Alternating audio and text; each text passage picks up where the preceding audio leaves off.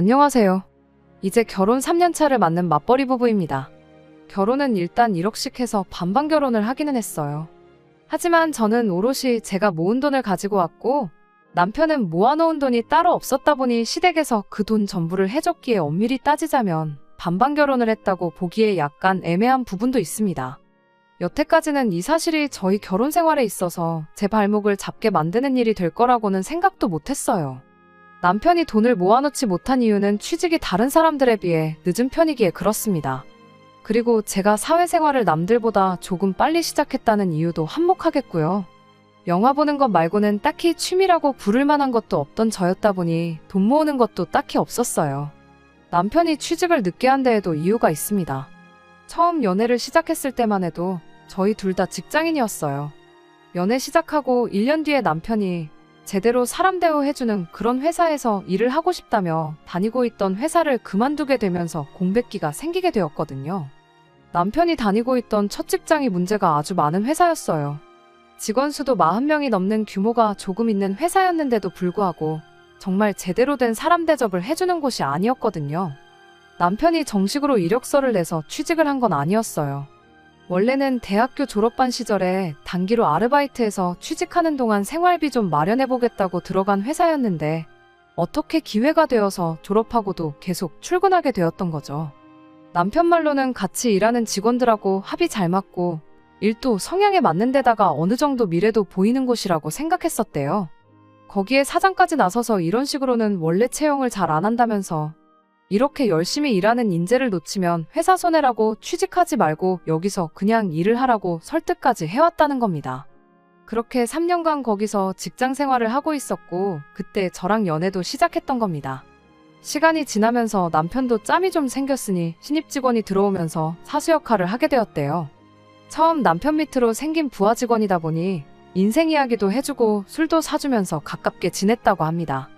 그러다 같이 술 한잔 하면서 회사 이야기가 나왔는데 그때 충격적인 사실을 알게 되었던 거죠. 실은 남편이 정말 말도 안 되는 박봉으로 일을 하고 있었다는 사실을 말이에요. 아르바이트한 기간까지 포함하면 3년을 훨씬 넘긴 경력직이었음에도 불구하고 이제 막 들어온 신입 직원이 받는 월급보다도 못한 돈을 받고 일을 하고 있었다는 사실을 알게 되었던 겁니다.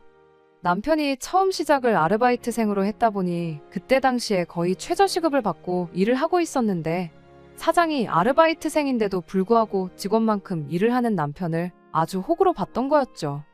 아르바이트 할 때도 저렇게 일을 열심히 하는데 뭐하러 돈을 더 주냐 뭐 그런 생각이었나 보죠. 남편이 아르바이트에서 직원이 되면서 월급을 많이 올려주긴 했는데 많이 올려줬다고 해도 회사에서 뽑는 신입 직원이 받는 돈보다 훨씬 못한 돈을 주기로 했던 거예요. 남편 잘못이 아예 없는 건 아니죠.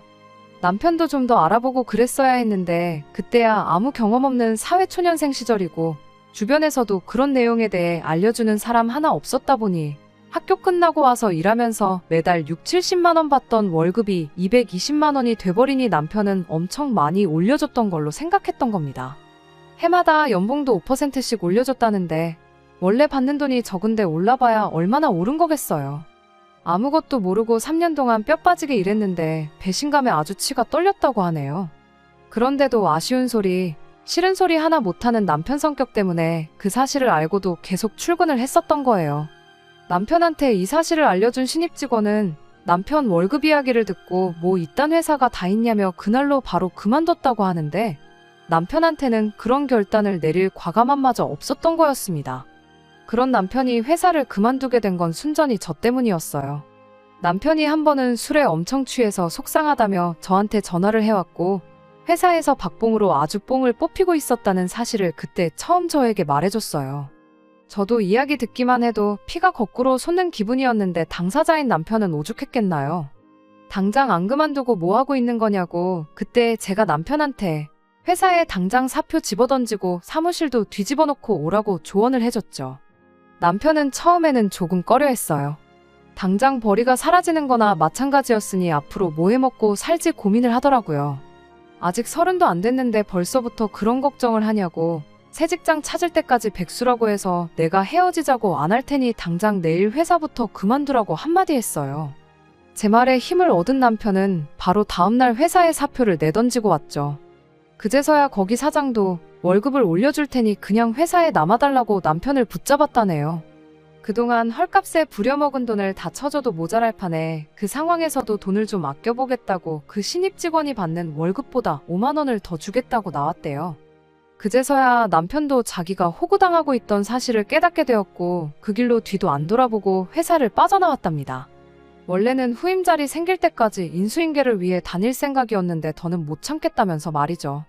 그때 남편이 조금 답답한 구석이 있다는 걸 알았어요. 사표 집어던지는 와중에도 회사에 인원이 비는 걸 걱정해서 몇 달 더 다닐 생각을 했다는 게 말이죠. 아무튼 결과적으로는 바로 때려쳤기 때문에 그걸 가지고 뭐라고 하지는 않았습니다. 남편이 새로 직장을 구한 건 그 회사를 그만두고 1년 반이 더 지나서였습니다. 그래도 새로 들어간 직장에서 경력 인정도 받고 해서 곧바로 대리직함 달고 출근할 수 있었어요. 남편이 심약하긴 하지만 실력이 없는 사람은 아니었거든요. 남편은 남편 나름대로 자기가 돈 한 푼 못 벌어오는 와중에 떠나지 않고 곁을 지키던 제가 자기를 뒷바라지 해줬던 거라고 생각을 했었나 봐요. 그리고 어쨌든 제 덕분에 악독한 회사에 한 방 먹여주고 나온 꼴이 되었으니 저랑 결혼해서 제 말만 듣고 살면 손해보는 일은 없겠구나 하는 생각도 들었다더라고요. 새 직장에 들어가고 나서 얼마 지나지 않아서 저한테는 평생 갚아도 모자랄 신세를 졌다며 자기랑 결혼해주면 그 은혜를 평생에 걸쳐서 갚아주겠다고 저에게 청혼을 해왔죠. 그리고 그렇게 저는 남편과 결혼을 하게 되었습니다. 연애하는 동안은 아무 문제가 없었거든요. 아쉬운 소리 못하고 조금 답답하고 못 믿어온 구석이 있다는 건 알고 있었지만 바꿔 말하면 웬만한 거 다 저한테 맞춰주는 착한 사람이었으니 적어도 결혼하면 어이없는 걸로 싸울 일은 없겠구나 싶었어요. 남편이 모아놓은 돈은 없었을지언정 시댁에서 똑같이 1억을 해주겠다고 했으니 결혼자금 문제도 딱히 따지고 들 게 없었죠. 그렇게 제 1억, 시댁돈 1억으로 반반 결혼을 하게 되었습니다. 그 돈으로 빌라 전세 하나 구해 신혼살림 차리고 맞벌이 결혼 생활을 시작했습니다.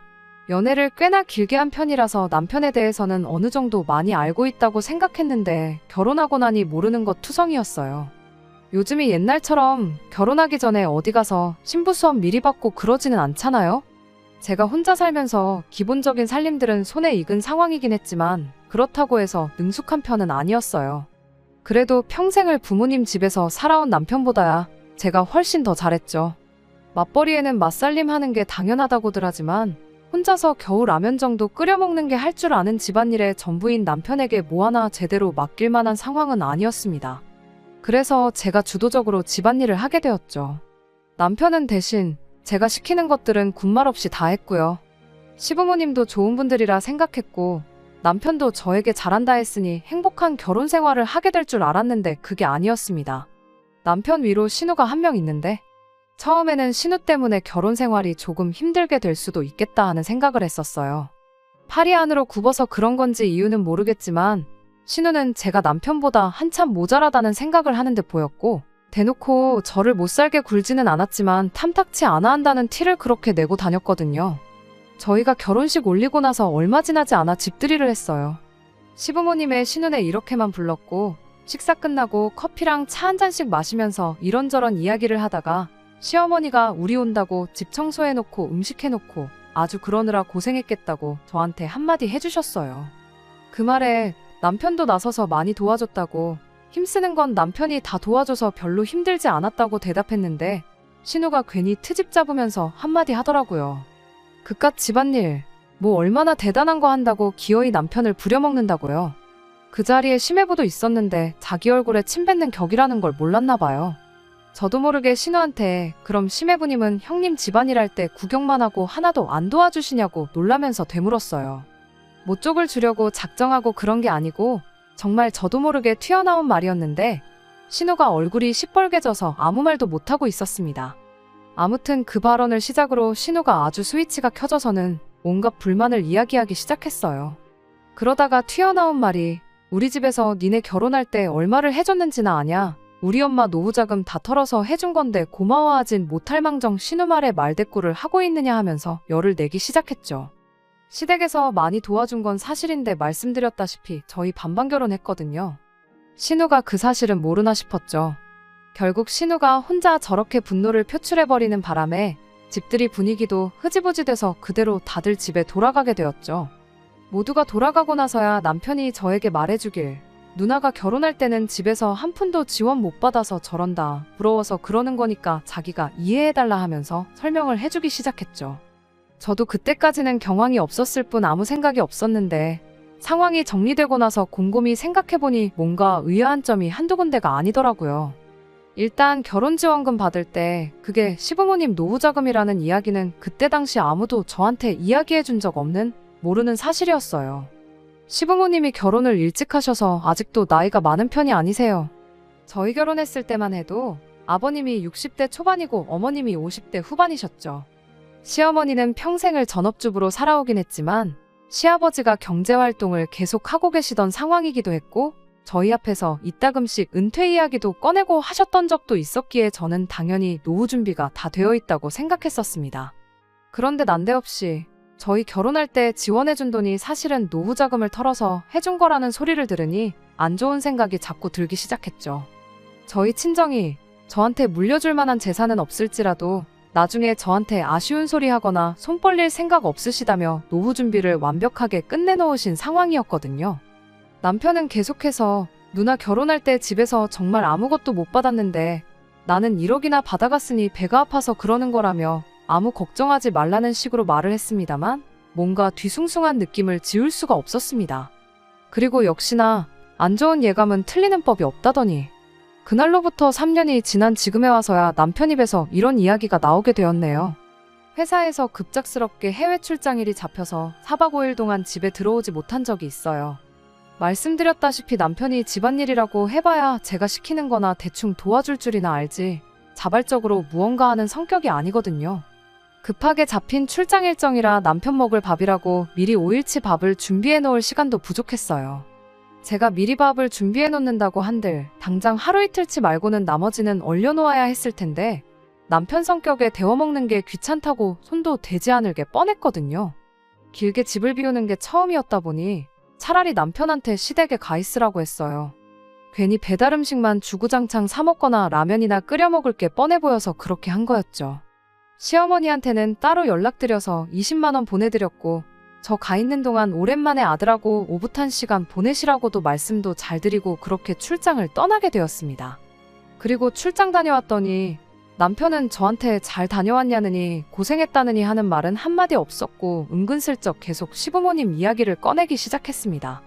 아버지 등이 평소보다 더 굽어 보인다느니 어쩐다느니 어머님 눈이 안 좋아지셨는지 소금이랑 설탕도 구분을 못하셔서 하루는 설탕국을 먹었다느니 하면서 말이죠.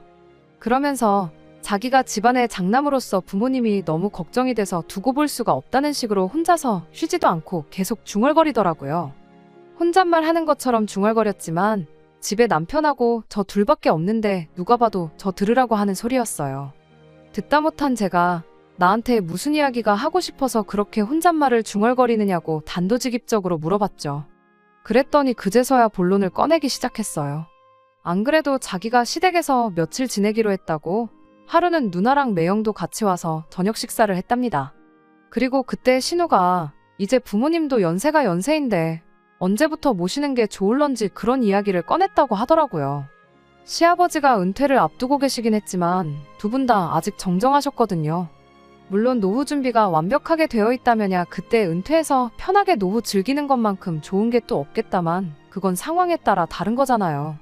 심지어 저희 친정부모님도 노후 준비 완벽하게 끝내놓은 상황이었지만 아직도 사람 일 어떻게 될지 모른다며 두 분 다 아직도 경제활동을 하고 계세요. 평생 사무실에서 펜만 굴리시던 친정아버지도 정년퇴직 후에 놀고만 있을 수 없다며 아는 분 가게 나가서 청소도 도와주고 굳은 일 마다하지 않고 그러면서 생활비를 벌고 계시거든요. 예전이야 환갑이었지. 요즘 100세 시대라는데 아직 두 분 다 정정하시고 일할 거리 찾는다면 얼마든지 찾을 수 있을 텐데 왜 벌써부터 합가 이야기를 꺼내느냐고 남편한테 대놓고 물어봤어요. 그랬더니 남편이 저보고 왜 이렇게 공감 능력이 떨어지냐며 혼자 열을 내더라고요. 아직 합가하자고 말을 꺼낸 것도 아닌데 뭐 그렇게 예민하게 구냐며 눈치를 주기 시작했습니다. 그러면서 저한테 한다는 소리가 시부모님이 우리 집에서 같이 살게 되면 그만큼 이득 보는 게 많은 거 모르냐고 따지더라고요. 이득은 무슨 이득이냐고 했더니 어머님이 같이 살게 되면 나중에 우리 아이 태어나면 애도 대신 봐주실 거 아니겠냐고, 그것만 해도 제 월급에 애 봐주는 사람 구하는 것까지 생각하면 달에 500만 원은 이득을 보는 거랍니다. 그것뿐이겠냐며, 어머님이 살림도 대신 다 해주실 거 아니겠냐며, 그것도 한번 계산을 해보라는 거예요. 하루에 하는 집안일을 2시간씩만 잡아도 우리 시급으로 계산하면 그것도 달에 200만 원은 좋게 될 거라면서 말이죠. 그리고 어차피 내가 집안의 유일한 아들이니 나중에 가면 부모님 모시고 살게 될 게 당연한 건데 당장 내일부터 모시나 나중에 가서 모시나 달라질 게 뭐가 있냐고 하더군요. 마치 저한테 선택권이라고는 없다는 듯이 딱 잘라서 말을 하더라고요. 평소에 언변이 그렇게 좋은 사람이 아닌데 입에 모터가 달린 것 마냥 따다다 쏘아대는 걸 보니 누가 보면 미리 연습이라도 한 줄 알겠다 싶더라고요. 그래서 남편한테 나는 시부모님 모시고 살 생각은 추호도 없다 말하고 남편이 주장하는 합가를 해야 하는 이유에 대해서 하나씩 조목조목 반박해줬습니다. 당신 말 맞다나 시어머니가 살림해주고 나중에 아이 태어나고 애 봐주시고 그러는 거 생각해보면 분명히 도움이 되는 건 맞는 말이다만 앞뒤가 맞지 않는 거 아니냐고요. 시부모님 모시고 살고 싶다는 이유가 여태껏 고생하신 부모님 이제 좀 편하게 해드리고 싶어서 그런 거 아니냐고요. 그런데 집안일 전체를 어머님한테 떠맡기는 것도 모자라 황혼육아까지 시키려는 거냐고요. 굳이 모시고 살지 않아도 어머님은 어머님대로 지금 시댁에서 집안일 혼자서 하고 계시는 거 아니냐고. 그런데 육아까지 떠넘겨버리면 어머님은 오히려 2배로 더 힘들어지는 거 아니냐고 물었죠. 역시나 남편은 그 부분은 생각을 못한 건지 쩔쩔매면서 횡설수설 하더라고요. 그러면 퇴근하고 와서 우리가 하면 되는 거 아니냐는 어이없는 대답을 하더라고요. 그럼 애초에 당신이 주장하는 시부모님 모시고 살았을 때 우리한테 이로운 경제적 이득이 하나도 없는 거 아니냐고 되물었죠. 어떻게 대답해야 할지 몰라 얼굴이 시뻘개져서 있는 남편한테 그리고 아들이라서 부모님 모시고 사는 게 당연하다고 했는데 그거야 당신한테나 당연한 거지. 나한테는 당연한 게 아니지 않냐. 결혼 전부터 서로 합의가 된 것도 아니고 이제 와서 왜 갑자기 부모님을 모시자는 건지 도무지 이해할 수가 없다고 했어요. 제 말에 남편은 아무 대답도 못하다가 부모님이 노후자금이 없는데 그럼 두 분은 어떡하라는 거냐 따지고 들더라고요. 그제서야 왜 합가 이야기를 난데없이 꺼냈는지 이유를 알게 되었죠. 그런 이유 때문에 시부모님을 모시고 살아야 되는 거라면 나는 더더욱이 그렇게 하지 않겠다고 대답했습니다. 할 말이 없어진 남편은 화를 내면서 그럼 나랑 결혼은 왜 했냐고 성질을 부리네요. 언제부터 이렇게 자기 주장 내세우며 고집 부리는 사람이었는지 연애 3년에 결혼 3년 가장 가까이서 지켜봐왔던 그 사람이 맞나 싶어요.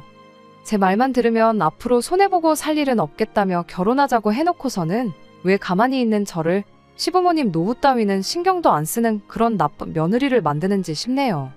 정말이지 결혼지원금 한번 잘못 받았다가 졸지에 팔자에도 없던 시집살이를 하게 생겨서 정말 답답합니다. 어떻게 딱 잘라 말해야 남편도 고집 그만 부리고 포기할런지 뭐 좋은 방법이 없을까요? 정말이지 여러 가지 생각에 잠기게 만드는 하루입니다. 후기입니다. 좀 더 빨리 후기를 보내드리고 싶었는데 경황이 없어서 이렇게 모든 일 마무리 짓고 나서야 이렇게 후기를 보내드리게 되었습니다. 결론부터 말씀드리자면 남편과는 이혼하고 각자 갈 길 가기로 했어요. 아들이면 부모님 모시는 거 당연한 거라 했으니 아마 남편은 소원대로 시부모님 모시고 살게 되겠죠. 사실 그건 궁금하지도 않아요. 남편하고는 그날부터 냉전 상태에 돌입했는데 아침이면 아침마다 퇴근하면 퇴근한 대로 저한테 생각 좀 해봤냐며 계속해서 시부모님을 모시고 살 것을 강요해왔습니다. 그런데 알고 보니 이 모든 일에 배우의 신우가 개입하고 있었다는 사실을 알게 되었어요. 하기야 싫은 소리도 한마디 제대로 못하던 사람이 자기 고집 부리고 저러는 데는 다 이유가 있을 거라고 생각했어요. 저는 당연히 합가 대상인 시부모님이 뒷배라고 생각했고 부모님 뜻에 거역할 수 없으니 남편이 저렇게 강하게 나오는 거라 생각했는데 알고 보니 시부모님이 아니고 신우가 문제였네요. 몇 번이고 합가를 물어오는 남편 말에 언젠가부터 저는 싫다는 대답도 안 하고 그냥 무시로 일관하고 있었습니다. 남편도 더 이상 자기 능력으로는 제 마음을 돌려낼 수 없다고 생각했는지 하루는 퇴근길에 신우를 데리고 저희 집으로 찾아왔어요. 남편 입에서 나온 게 다 신우 머리에서 나온 이야기였을 테니 신우라고 뭐 별게 있었겠나요. 드라마 재방송하듯이 남편이 했던 말 그대로 이야기를 꺼내더군요. 시부모님 노후자금으로 결혼했으면 당연히 모시고 살아야 하는 거 몰랐냐고요. 이 상황에 손이 신우라고 해서 예의 차리고 그럴 생각도 없어서 저도 말하는 것마다 따박따박 제 할 말을 다 했습니다. 반반 결혼했는데 그 돈이 시부모님 노후 자금이건 빚을 내서 해준 거건 무슨 상관이냐고요. 막말로 사실 내가 결혼할 때 가지고 온 돈도 내 돈이 아니고 친정부모님 노후 자금이었다고 우기면 어떻게 할 거냐고 따져물었죠. 그러면 저도 친정부모님 노후 자금으로 결혼한 게 되는 거니 당장 내일부터 친정부모님도 이 집으로 모셔오면 되는 거냐고요. 신우는 말로는 안 되겠으니 억지를 부리더라고요. 출가 외인 이야기를 꺼내면서 친정보다 시댁이 먼저라는 소리를 꺼내더군요. 자기도 따지고 보면 며느리면서 출가 외인 이야기가 하고 싶나 싶더라니까요. 그래서 저도 출가 외인이면 출가 외인답게 친정일에 신경 끄고 형님이나 알아서 잘하라고 했어요.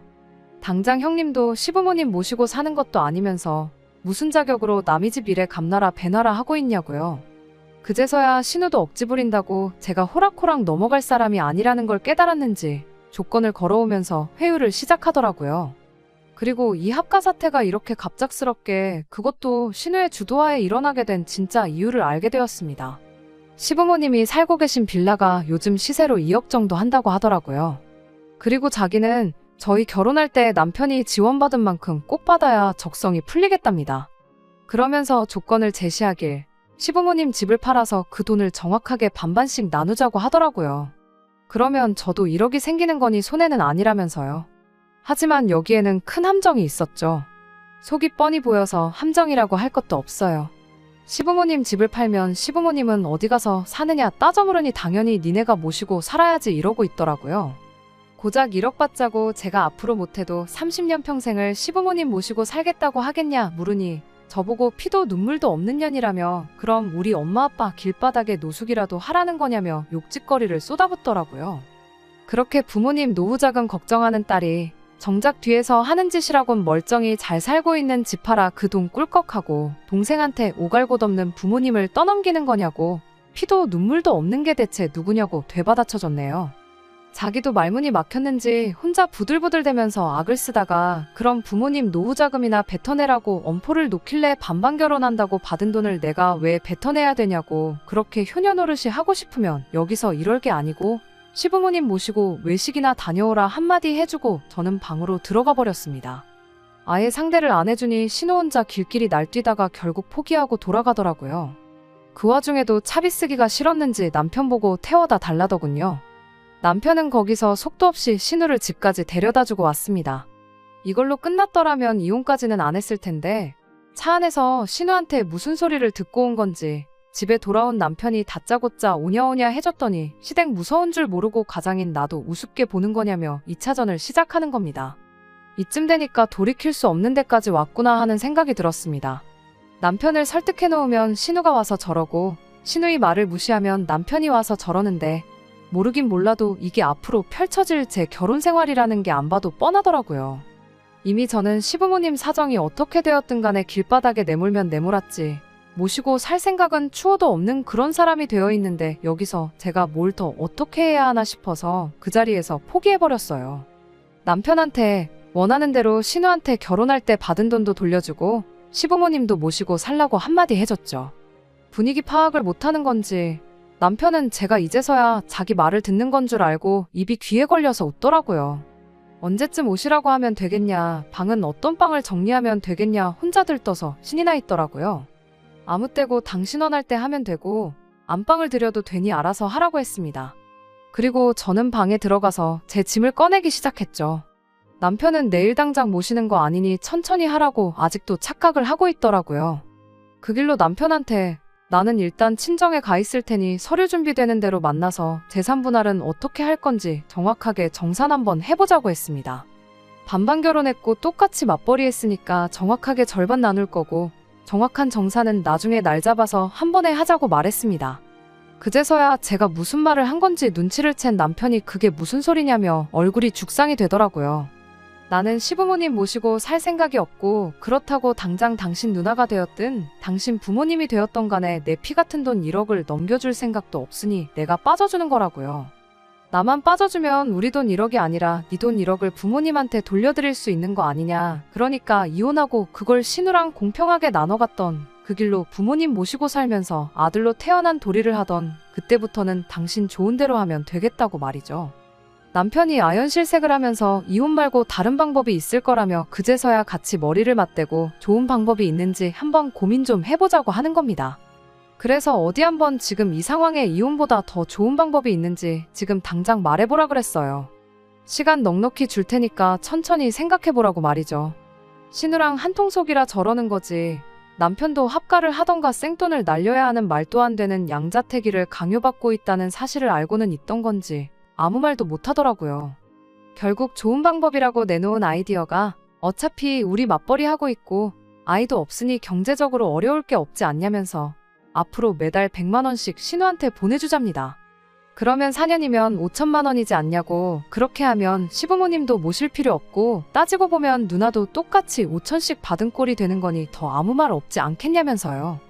당신 지금 누나한테 돈을 주고 싶은 거냐? 시부모님 모시고 싶다고 한 거 아니었냐고 반문했더니 아무 대답도 못하고 멍하니 저만 쳐다보고 있길래 그냥 그 길로 짐 싸서 친정으로 향했습니다. 다음 날이 돼서 남편도 아니고 신우도 아닌 시어머니한테 전화가 왔어요. 모르는 척 하는 건지 진짜 모르는 건지는 모르겠지만 이 상황이 시부모님과 상의가 되었던 게 아니라는 걸 알게 되었습니다. 하기야 남편하고 신우가 말하는 꼴을 보니 시부모님 모시고 사는 게 문제가 아니라 돈이 문제였던 거였으니 그럴만도 하겠다 예상은 하고 있었죠. 시어머니는 저한테 사과를 먼저 해왔어요.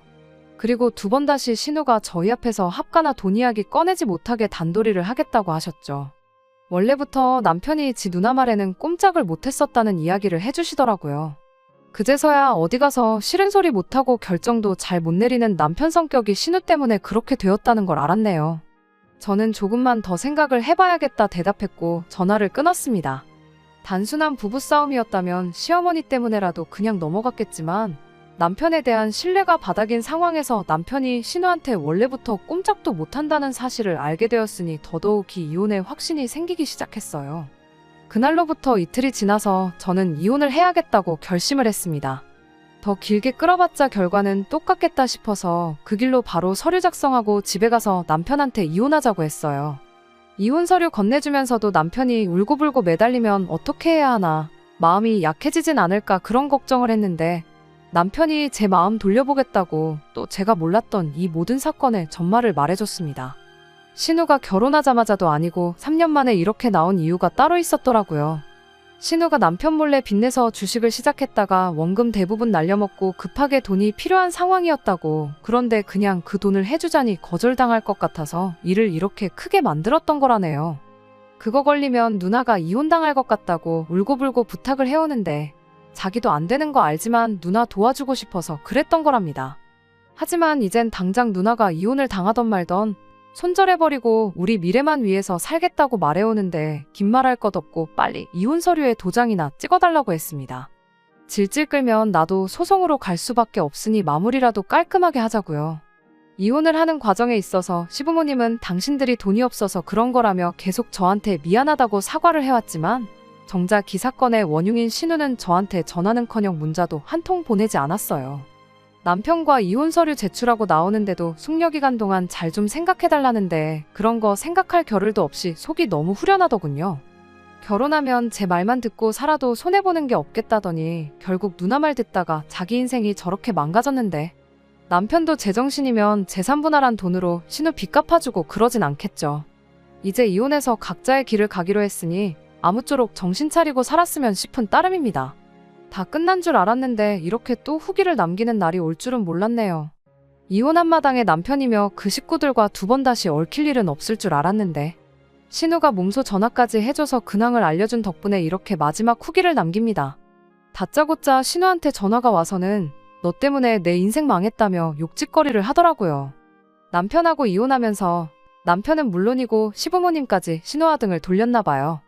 일단 노후자금이라고 했으니 남편이 재산분할 받은 돈 중 결혼자금으로 받아온 돈을 신우가 아니라 시부모님한테 돌려드렸답니다. 시부모님은 신우가 자기 주식빚 때문에 두 분 모르게 집까지 팔아가며 억지로 저희를 합가시키려 했고 결국 그 때문에 아들 부부가 이혼하게 되었다는 사실을 알고 있으니 제 생각이지만 그게 너무 괘씸했었나 봐요. 시부모님이 신우한테 노후자금 걱정해주더니 왜 이제 와서 주식빚을 갚아달라고 하느냐며 거절을 했다고 하더라고요.